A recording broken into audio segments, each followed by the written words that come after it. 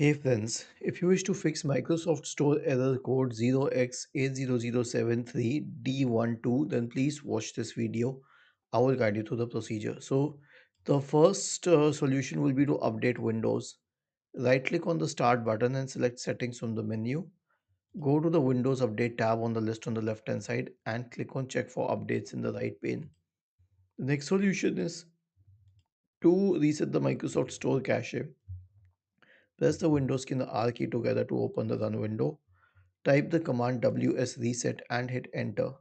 This will reset the Microsoft Store cache and relaunch the application. And finally, if nothing else works, you can simply re-register the Microsoft Store.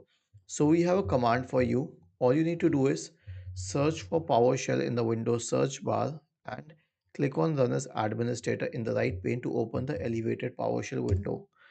Paste the command here and hit enter. This is how you can do it. Was this helpful? If yes, then please subscribe to the channel. If not, then let us know in the comment section of the video on how we could help you further. Thank you for watching this video and have a nice day.